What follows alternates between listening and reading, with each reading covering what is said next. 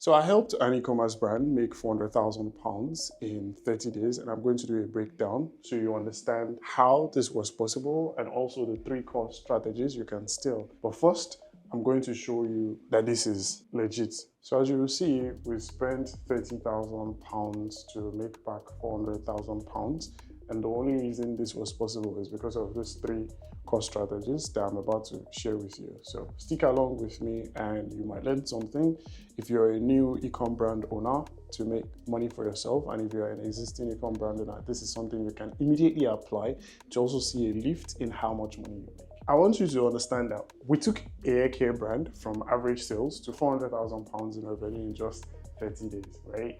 And this isn't any magic. There's no viral flukes, just a deep understanding of what makes people buy. And you're going to learn how to apply these strategies to your own business for explosive growth. There are 3 strategies that made this possible. One is the emotional transformation. You see, we switched the creatives from just talking about what the product had to offer to focusing more on the emotional transformation that this product was delivering to everyone who ended up buying. And I'm going to make you understand something, right? So the average person, when they want to buy something, they are motivated by pain 95% of the time, and by pleasure 3% of the time, and by logic only 2% of the time.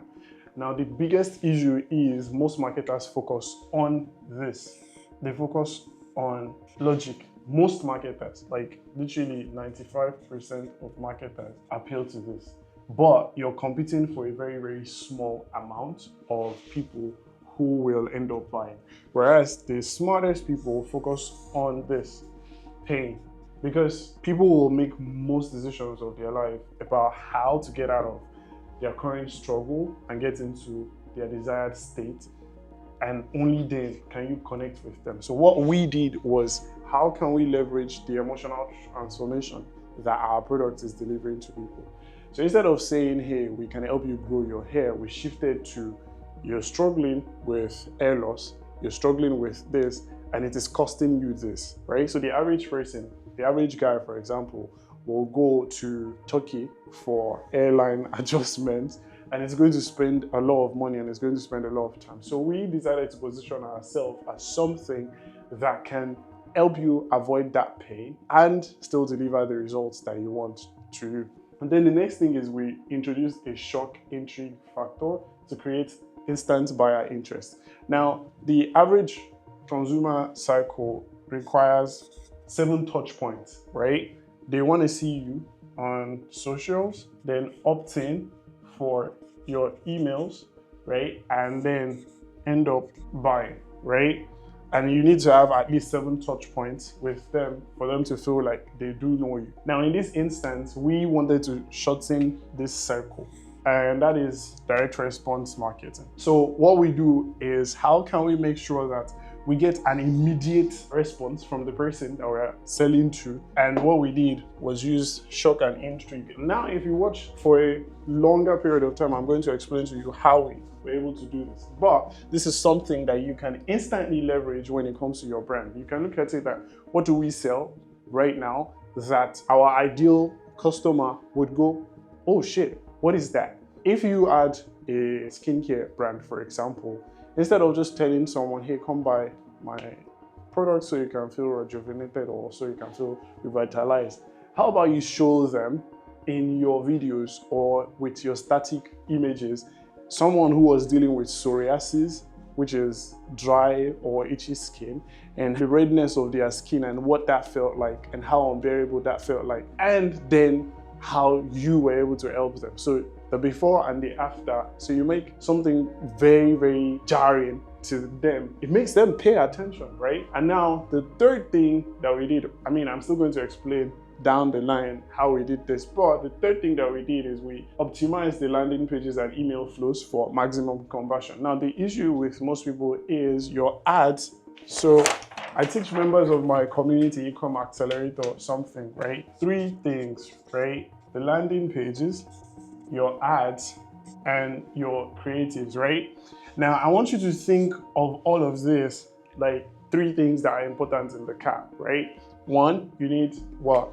You need a driver, you need the engine of the car, and then you need the brakes to function.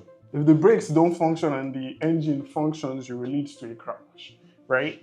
If the engine doesn't function, the brakes function, and the driver is present, this experience will be terrible, right? And if the driver is not present, the engine is present, the brakes are present, the car won't move, right? So you need all these three things to function properly, right? Now, in this instance, most people make a big mistake, right? Their creatives do not get people to pay attention. Like if your creatives are your images and your videos, if they don't get people to pause, they are not going to pay attention. Now, if your creatives do a good job, then you turn them into ads, right? Now, your ads has just one job whatsoever. It is to get the clicks. So when you get the clicks, that's when people will go ahead and they visit your landing page. Now, in this instance, your landing page is the driver. Your landing page is what drives the sales, right? It's what makes sure that people buy. Now, if all of these three things are not congruent, then people are not going to buy. So what we did was we optimized in such a way that the landing page was great. We also made sure that the ads that we were running was great, and then our creatives that we were using was great. The first thing, as I said, the creatives has to focus on emotional transformation. Before, they were focusing on product features and ingredients, but once we came on board, we focused on selling the outcomes, the emotions, and identity shifts, right? If someone doesn't identify as something, they do not take any drastic change. And we do know that, obviously, the biggest thing that people hate the most is change, right? So we took it from, hey, you do not want to. So what identity do they have before? They were bald, had thinning edges, right? And then they were stressed. So what we did was change this identity, the label that they had, to the feeling of excitement, full head of hair, whichever way you put it, more volume, and confident. So for you, you have to think about what is the most dominant in the emotions you want to trigger in your desired customer, and that's what you're going to lean into, and every other thing will just back it up. So the first thing we did was we changed the creative. Now for you as a brand, you have to look at it from that perspective of how can I input this for what it is that I sell, and only when you do that are you going to be able to get the first thing. But do not forget that that's only one out of many things. Now let's dive deeper into it, right? Now, when it comes to the shock factor that creates instant buyer interest, there are three phases, right? The initial phase is the discovery. So we discovered that, obviously we sell haircare products, and we discovered that someone bought our product, one of our customers bought the product and used it for a dog. A dog was losing fur, and even used the product for a dog, and the fur was growing back. Now, that was where we discovered, and we're like, oh shit, if someone could use our hair care products for their dog, and the dog could grow their hair back, how much more humans? So obviously it's going to work with humans, right? And then we turned that into our creative. We decided that, okay, fine, we might as well leverage this in our marketing. And so we implemented that, and it led into one of our highest performing campaigns ever. And the results, we doubled the conversions. We might as well ask for more UGC feedback from our customers and use that in our campaigns. And that was how we discovered this. And that leads into the third strategy that you must understand. You have to optimize everything. You have to optimize everything if you want to drive sales, right? The landing page, most things that people do is, so for example, I'm just going to use this. So let's say you sell luxury items, right? Maybe you sell something for at least $1,000, right? And you've already gotten the click, you've gotten people to come onto the website. You cannot use anything on your website says you're providing a discount. Framing and phrasing determines how you're perceived. Framing and phrasing, maybe I should put that here on a different page. Phrasing, P-H-R-A-S-I-N-G, and framing is how you are viewed. It's what determines how you're viewed. Phrasing is what leads to how you frame the conversation, right? So when you say 30% off, you just lost the frame. Now you're viewed as cheap. But if it is phrased as you get $300 store credit on your next purchase, suddenly you're going to pay more attention because you're like, oh shit, I get $300 on my next store credit, which makes you come around to want to buy again. It's the same thing because 30% of $1,000 is $300. But the difference is now this makes them want to come back to buy from you versus this, which just makes you seem cheap. Now, your emails. Most times, if you do not put the right email sequence in place, you're leaving a lot of money on the table. So we restructured the cart abandonment emails, added last chance series, and what happened? We got a 30% increase in landing page conversion and 18% recovery of lost sales. And this led to £400,000 in sales. How can you apply this to your brand? One, you must leverage emotional storytelling. Now, I always say story selling, right? You have to learn how to sell with a story. You have to switch to ads using real customer experiences and transformations. Because if you can make people, nobody wants to feel like they're a lab rat, right? Nobody wants to feel like they're a lab rat. So if you can incentivize your customers to give you their content in exchange for store credits against their next purchase, it does two things for you. It increases your CLTV, which is, I mean, for a business owner, you already know what this is, but lifetime value of your customer, right? It increases your customer lifetime value, which is how much your customers will end up spending with you, and reduces CPA, which is cost per acquisition. Because if you spend, let's say you spend $40 to acquire a customer, but this customer spends $1,000 with you within 3 months, are you negative or profiting?